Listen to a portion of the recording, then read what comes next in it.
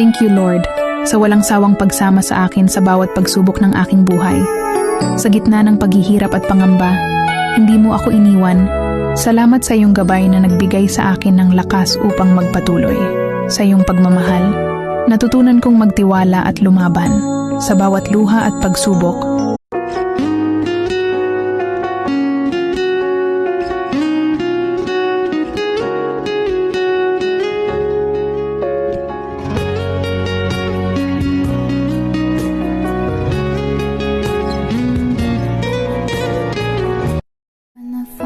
myself in times of trouble, Mother Mary comes to me, speaking words of wisdom, let it be.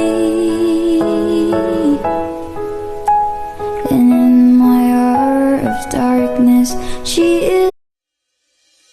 Sandali lang, teka lang, bakit ba ako'y nasasaktan sa tuwing nakikita kita na may kasamang iba?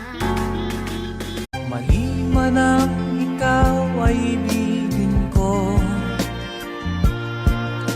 ako'y isang bulag na umiibig sa'yo.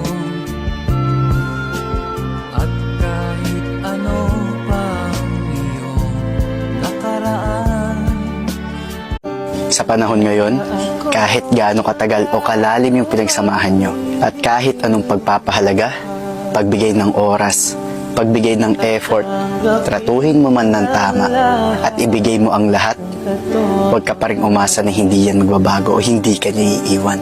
Kasi lahat ng tao pwedeng magbago. Na-realize ko, once na nagmahal ka, hindi ka dapat umaasa o pilitin siya na mahalin ka rin pabalik.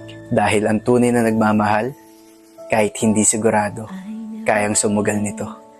At kung hindi ka niya kayang mahalin pabalik, tandaan mo, may darating pa na mas higit na mas mamahalin ka pa ng sobra.